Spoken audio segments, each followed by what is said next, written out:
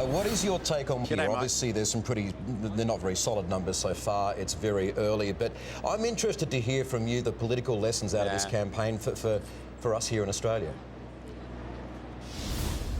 Well, first of all, it's incredibly close, although the exit polls that I've been looking at do seem to be putting it more towards Clinton than towards Trump. For example, one of the exit polls has her up by 2 points in Florida, which you've just been discussing.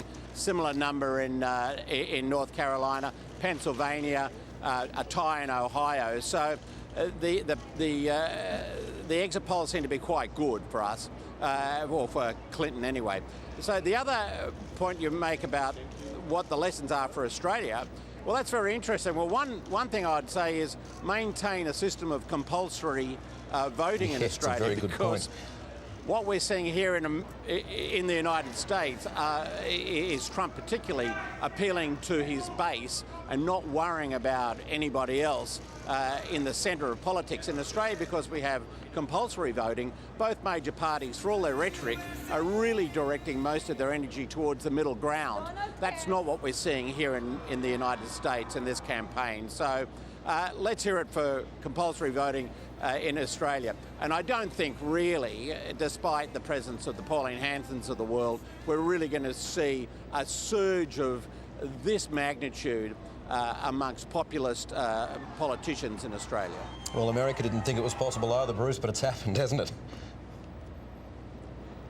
Well, that's true, but it is a different political system here, and I think maybe we're a little bit more hard-bitten about our politics in Australia, not so quick to accept what politicians are saying about themselves and about the other side as well. And sometimes a little bit of political cynicism isn't such a bad thing in politics. And for my way of thinking, I don't think we'd be seeing this sort of surge in a populist leader so dramatically in Australia as we're seeing in the United States. Bruce, just briefly, I mean, because this campaign has played out like a reality TV series, as Donald Trump is very used to, and that's why he became so famous in America.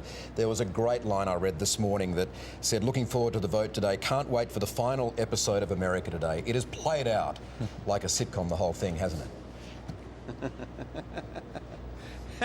It sure has. And this probably is the ultimate sort of expression of celebrity politics and the cult of celebrity and reality TV being played out in politics in the United States. And I think for a lot of Americans, it's very disturbing that it's actually got to this. And whoever wins the election, particularly if it's Hillary Clinton, I think they're really going to have to be looking at ways that they can start to bring Americans back together again, rather than have them being pulled apart as they are at the moment. Households are riven between people who are pro and again Trump and Clinton. Well, you can't on that sit down point though, at a dinner Bruce, because it's table on that point, anywhere it's that's a without very having good that. point you raise there though, this has been so divisive on both sides, whichever way you look at the campaign. Is there the possibility that now that the genie's out of the bottle, all of this sentiment in America, that either of these, whether it's President-elect Trump or President-elect Clinton, could be one-term presidents?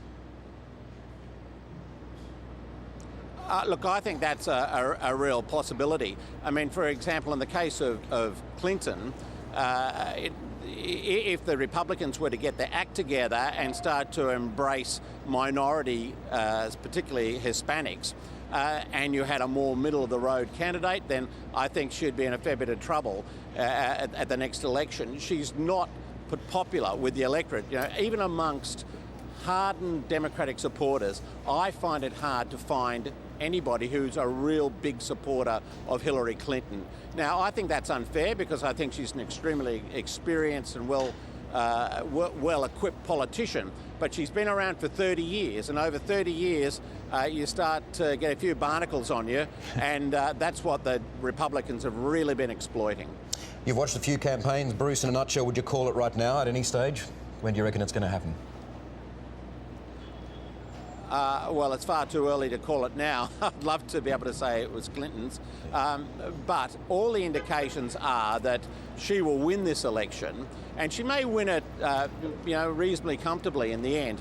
But we don't know that for sure, and Florida is looking incredibly close. If she wins Florida, then it's pretty much over for Trump, because he just can't win from there. You know, they need 270 electoral college votes, and with those 29 votes going to Clinton, it's pretty much a game over if she wins Florida. So it really has to be an almost perfect game from Trump for him to win, notwithstanding a good show right now in the early voting. All right, good on you. Bruce Hawker in New York, thank you for your input, and we'll try and get back to you again. Appreciate that, thank you. And Mike, as you can see there, as Bruce was mentioning, Florida's polls closing. Getting close now.